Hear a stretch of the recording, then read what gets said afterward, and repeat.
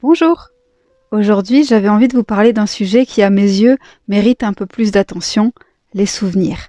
C'est un thème qui revient parfois dans les discussions autour de l'alter-humanité ou des fiction kin, mais finalement, je trouve qu'on en parle assez peu. Pourtant, c'est un élément important qui peut jouer un grand rôle dans notre manière de vivre et de ressentir les choses. Alors, je vous propose de prendre un petit moment pour explorer ce que peuvent être ces souvenirs et ce qu'ils peuvent représenter pour chacun de nous. Je précise tout de suite, je ne parle pas ici de souvenirs ordinaires du genre ce que j'ai mangé à midi ou mes vacances en 2015, mais plutôt des souvenirs liés à un fictotype ou à une autre forme d'identité qui dépasse notre vie actuelle.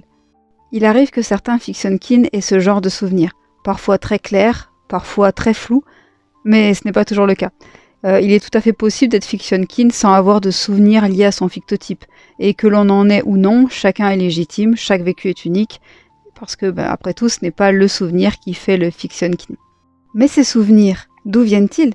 Pour certains, ces souvenirs viennent d'une approche spirituelle, des réminiscences d'une vie antérieure, une mémoire d'âme, des fragments d'une autre existence que notre esprit ramènerait jusqu'ici. Pour d'autres, c'est plutôt une lecture neuropsychologique.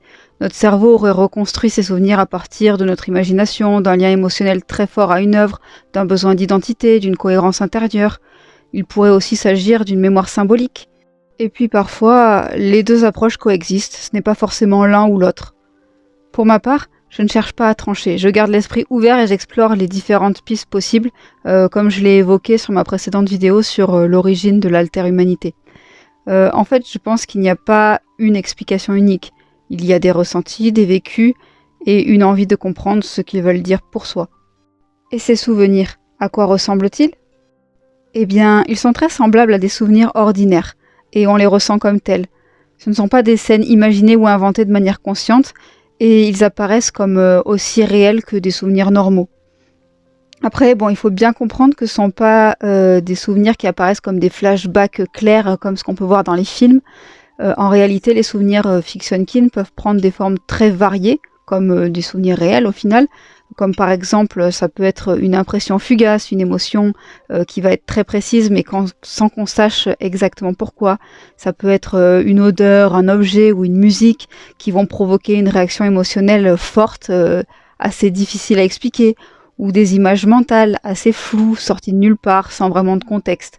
Ou au contraire, des scènes presque complètes, très précises, comme si on revivait un moment. Bref, c'est rarement simple ou bien rangé, et il peut y avoir autant de formes de souvenirs qu'il y a de personnes qui en font l'expérience. Quelques exemples? En ce qui me concerne, j'avais des souvenirs même avant de découvrir mon fictotype. Alors, ils n'étaient pas très précis, mais ils existaient.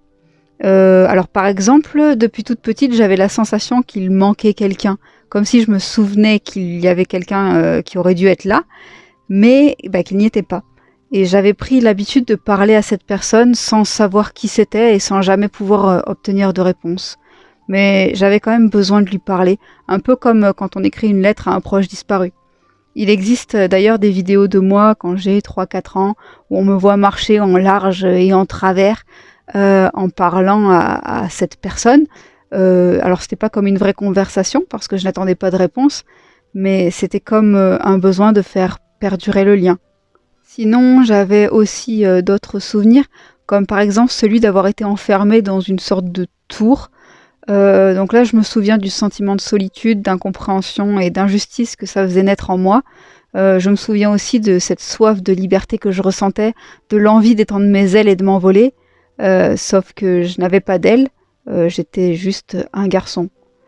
Mais pourtant, je suis à peu près sûre de ne jamais avoir été enfermée dans une tour, je vous assure.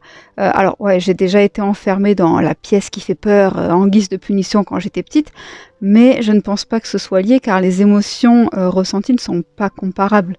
Et à ma connaissance, je ne suis pas un garçon. J'ai également le souvenir d'une mélodie. Je ne me souviens pas des paroles, mais je me rappelle de l'air. Elle m'a souvent accompagnée et je ne sais pas d'où elle vient, mais elle ne ressemble à rien de ce que je connais et je n'arrive pas à en retrouver l'origine. Après, sinon, j'avais de nombreux souvenirs un peu flous. Par exemple, je me souviens d'un herbier, d'un anneau, d'un vêtement avec des sortes de dentelles qui grattent, mais sans contexte ni rien du tout. Après avoir découvert mon fictotype, son histoire et son monde, des souvenirs plus précis me sont revenus. Alors il y en a certains qui sont brefs et flous, d'autres qui sont plus longs et plus précis. Je me souviens des émotions liées à ces moments.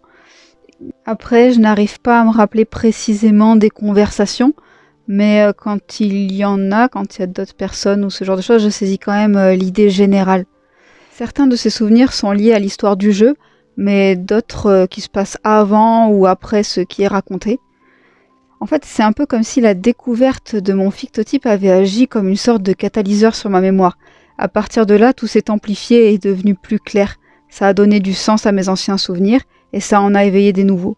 Beaucoup de nouveaux. Ces souvenirs sont aussi vivaces dans ma mémoire que mes souvenirs ordinaires. Bon, après, ce qu'il faut savoir, c'est que j'ai toujours eu un rapport un peu étrange avec ma propre mémoire.